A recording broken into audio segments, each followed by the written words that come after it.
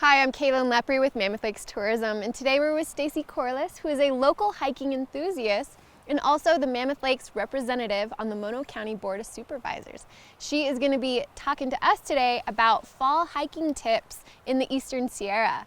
So Stacy, there's some stunning color behind us, and you do a lot of hiking, so you're the perfect person to ask about where to send our viewers, on some amazing hikes. Where would they go? Well, luckily, there are so many wonderful options this time of year. So I'm going to hit some of the favorites. And, when I'm planning a hike, I really like to think, how far do I want to go? How much elevation do I want to gain?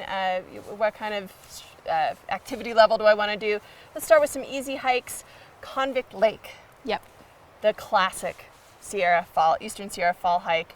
About 10 miles south of Mammoth off 395. It's 2.5 miles around the lake. Very little elevation gain and loss, and just stunning aspens back on the inlet side of the lake. It's a not to be missed in the fall. And then another short hike a little bit closer to Mammoth in the Mammoth Lakes Basin is Heart Lake. And you get to Heart Lake, you park it by parking at the Coldwater Trailhead. And it's about a mile to the lake, so 2 miles round trip. A little more elevation gain, but wonderful stands of aspens. You really go through a corridor of aspens at the beginning of the hike. And you can also check out the Mammoth Consolidated Mine for those history buffs out there. That's a fun little hike. Yeah. So what if we want a little more of a challenge? Well, there are certainly challenges to be had, and another absolute must-see in the fall here in Mammoth Lakes is McGee Creek Canyon. And that's also south of town, about a little further south than Convict. Park at the trailhead, and then the hiker can go as far as she wants to. Really, you can do a 4 or 5 mile, very moderate hike and see lots and lots of fall color at the canyon entrance.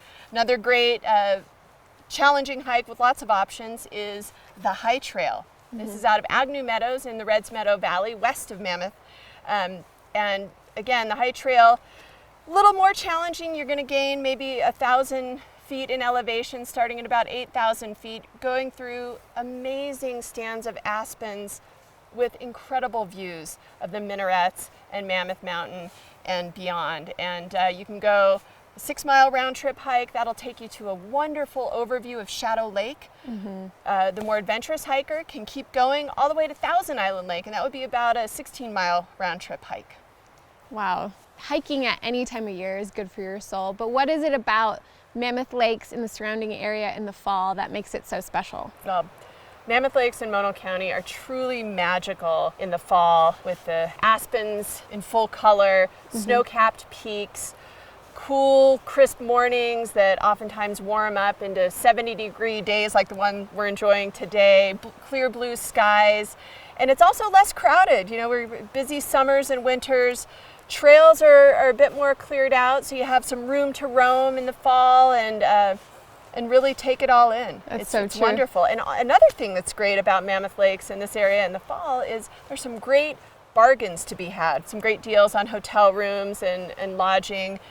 So it's a wonderful time to come up. Though you do need to double check and make sure that your favorite place is open this time of year. It gets a little quiet. Closures. Yeah, it gets the quiet before the storm. So That's some right. places like to rejuvenate right before the winter. They need that. They deserve that. It's so true. You had mentioned elevation earlier, and you also mentioned maps, which are two great things to prepare before you're going on a hike. What are some other tips and things that we can look forward to or look to prep before our hikes? Well, there are lots of ways to prep, and one great thing, if you want to find the absolute best spots for fall color, I recommend visiting monocounty.org. That's the Mono County Tourism website, and we're posting weekly fall color updates there, so you can really know what the best spot to hit at the time you visit. It's also great to just know current conditions, so I recommend stopping by the Mammoth Lakes Welcome Center, giving them a call to talk to Inyo National Forest and Visit Mammoth staff about what the current conditions are, if there's any weather rolling in. Conditions can change really quickly this time of year, so it's best to know where to go. And of course, we talked about maps. I like having the paper trail map in front of me, which you can buy at the Welcome Center. Also, making sure that you're following leave no trace principles. It's a perfect time of year to take only photos and leave only footsteps.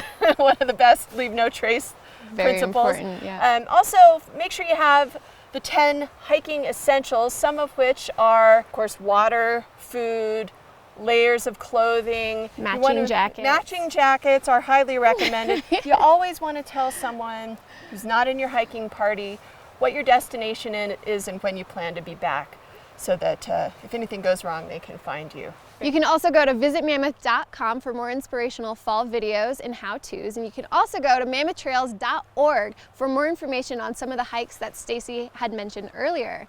This segment has been brought to you in part by the National Forest that wants to remind you to leave no trace.